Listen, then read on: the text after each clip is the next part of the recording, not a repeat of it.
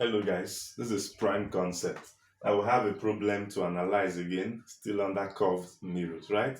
And this one will require you to do a little of reasoning because when you go through the problem, you notice that the specific type of mirror was not mentioned. So you need to understand from your mirror diagrams, you can tell which type of mirror it is, or from your solving, your solution, you can quickly tell which type of mirror it is. But let's look at this problem.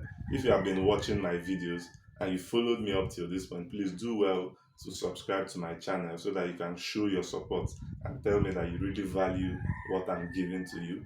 Thanks for always following me. Now we have the problem which says when the distance between an object and its virtual image is 30 cm, the magnification of the image is 4. So it means that the distance, say this is our mirror. Let me use this to indicate it. Say this is our mirror and we have this. Now at this point, we are not sure which type of mirror it is. But if you have followed my videos, you have looked at the image formation for both concave and convex mirror. You can quickly tell what type of mirror this is. Now if you look at it, is that when the distance between an object and its virtual image is 30. So you can't use virtual to judge because your concave mirror can have a virtual image. Your convex mirror can also have a virtual image. But one of the things we can judge with, they said the magnification of the image is 4. So it means that the image is bigger than the object. Now, for a convex mirror, the image is always smaller than the object. So it means that this mirror automatically, because it has a magnification of 4, it means that this mirror is a concave mirror. So this is one of the things that gives you hint on what type of mirror we are dealing with. So this is what I have, is a concave mirror. Now say this is our object. This is our object. They said a virtual image. So it means the image must be formed at the back of my mirror. So this is my image. This is my object. So they said the distance between the object and its virtual image is 30. So what it means is that this distance from here to here is 30 cm. Of course, you know that from here to here is u. From here to here is what? V. So looking at this, we can generate a simple equation there. Knowing that this whole distance is 30, it means that u plus v should be equal to 30, right? So that we can find. Now, the second thing we need to know, I can call this, okay, let's make one of these things the subject. Let's make v the subject. V is going to be 30 minus u. So let me call this equation 1. And the other thing is the magnification. So our magnification m is 4. Now we know that magnification, the formula for magnification m is minus v divided by u. So if I place 4 here, I have that 4 is equal to minus v divided by u, right? So if I make v the subject formula here again, I will quickly have, let me rub this part of the board. Remember the question says calculate the radius of curvature. So what we are trying to find is the radius of curvature r. So I think I would indicate it here.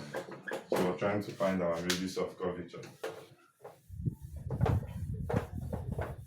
Now, if I make v the subject formula here, I have that v is equal to minus 4u. So I can call this equation 2. So v is minus 4u. When you come to this place, v is 30 minus u. So it means I can equate 1 and 2. Since v is this and v is also this, I can equate them and find u. So let's do that quickly. So I can simply replace this. So I would have minus 4u as v now equal to what? 30 minus u, right? Now if you rearrange, bring this to this side, you have minus 4u plus u equals 30. So this is going to give me minus 3u equals 30. Then u becomes minus 30 by 3. So that when you solve this, you have minus 10 cm. So we have our u. Can we find v? Yes, we can. So our v is going to be minus 4 into u now, which is what? Minus 10. So if I solve this, I would have that my v becomes 40 cm plus, right? Yes, why is it positive? I'm going to use this like this because positive simply means that my image is what? Virtual, and that is why it's positive, and my object distance is always negative. So that is why it is negative. Now, using these parameters, I can find my focal length. When I get my focal length, I can now use it to determine my radius of curvature. Now, let's do that very quickly. So we have this 1 by f equals 1 by v plus 1 by u. So I have 1 by f equals 1 by v which is 40 plus 1 by u. My u is minus 10. So I have 1 by f equals 1 by 40. Plus minus will give me minus. So I have minus 1 by 10. Right? So if I come to this part and take my LCM, I would have 1 by f equals LCM is 40. 40 and 40 is 1. 1 times 1 is 1. Minus 10 and 40 is 4. 4 times 1 is 4. So I have 1 minus 4 is minus 3 divided by 40. Now since 1 by f is minus 3 over 40, then automatically it means that my f is going to be minus 40 divided by 3 cm. But is this what I'm looking for? No, what I'm trying to find is my radius of curvature. So we know that our radius of curvature is 2f. It's 2f, right? So my r is simply going to be 2 into minus 40 by 3. And when you solve this, you will get that your radius of curvature is minus 80 by 3 centimeters. So this is our answer. So I believe that this concept is really very clear to you.